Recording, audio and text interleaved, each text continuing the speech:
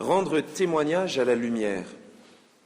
Je ne sais pas pour vous, mais pour moi, ça paraît aussi absurde que des phrases comme « faire vivre la laïcité ». Le but de la lumière, c'est d'éclairer les choses. La lumière ne semble pas utile en elle-même. Et Jean, qui explique qu'il vient rendre témoignage à la lumière, eh bien, ça fait un peu bizarre. Aussi bizarre d'ailleurs que ce baptême d'eau. Il baptise les gens dans l'eau, mais finalement, ça ne sert pas à grand-chose. Et ce jour qui devrait être le jour de la joie, réjouissez-vous, Gaudete, est un jour un peu bizarre parce que nous entendons Jean en train de dire « Non, non, c'est pas moi. C'est toi le prophète Élie ? Non, non, c'est pas moi. Et c'est toi le grand prophète qu'on attend alors ? Non, c'est pas moi. Et c'est toi le Messie ? Non, c'est pas moi. » On a l'impression d'un enfant qui vient de faire une bêtise. Non, non, c'est pas moi. Pourtant, Jean nous révèle quelque chose de particulièrement vrai. Même lorsqu'il dit « Je suis la voix qui crie à travers le désert », il nous révèle plus, comme la lumière qui révèle plus qu'elle-même, qui fait apparaître la réalité des choses. Jean est celui qui prophétise, mais qui prophétise réellement. Avant, il y avait eu des prophètes qui, pendant des siècles et des siècles, avaient dit « Un jour, vous verrez peut-être, ou alors ça sera les enfants, des enfants, des enfants de vos petits-enfants, vous verrez peut-être la lumière se lever. Un jour, Jean, lui, a eu un rôle très différent. Il a non seulement montré du doigt, mais il a touché du doigt.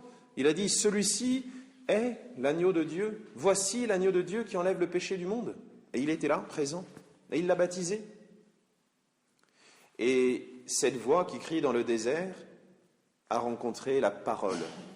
C'est plus qu'un jeu de mots. Vous vous souvenez peut-être, et nous l'entendrons le matin de Noël, le Verbe s'est fait chair chez Saint Jean. La parole de Dieu est devenue homme.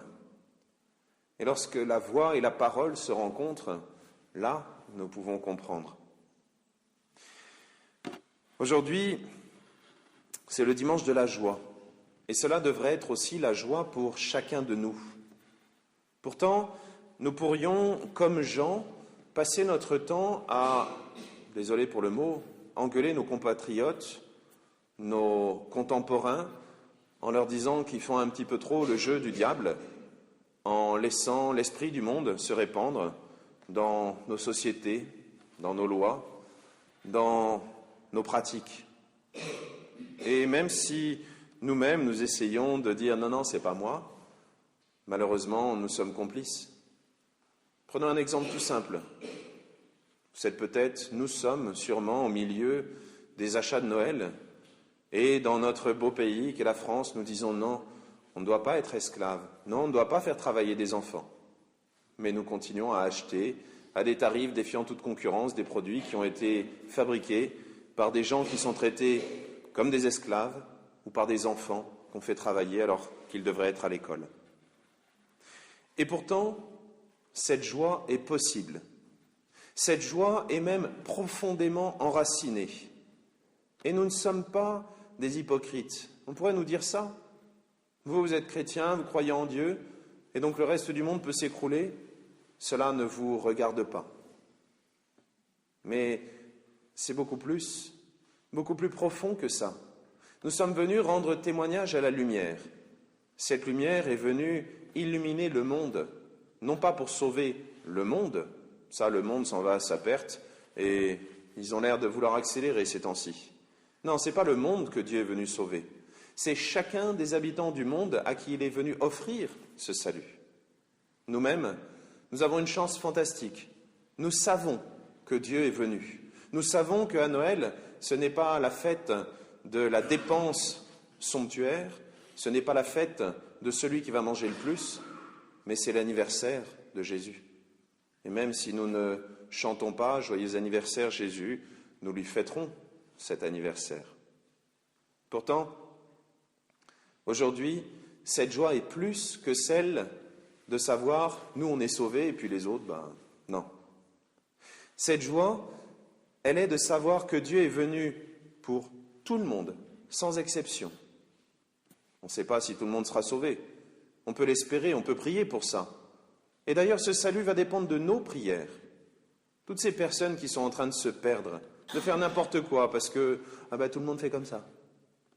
Eh bien, s'ils sont sauvés, ça sera grâce à nos prières, grâce à notre soutien, grâce à ce lien que nous créons entre Dieu et toute l'humanité. Et ça, c'est une raison d'être heureux, d'être profondément joyeux, d'une joie que rien ne peut arracher. Savoir que non seulement cette lumière nous illumine, mais qu'à notre tour, nous pouvons illuminer ceux qui sont autour de nous. Oui, notre joie est un petit peu la même que celle de Jean le Baptiste. Nous sommes porteurs à notre tour de la lumière, nous sommes capables de cette lumière. Alors que Dieu nous aide aujourd'hui, non seulement à l'accueillir, mais aussi à l'offrir. Parce que cette joie, comme un sourire, si elle n'est que reçue, finalement ne sert pas à grand-chose, mais si elle est offerte, alors elle prend une valeur qui n'a pas de limite. Amen.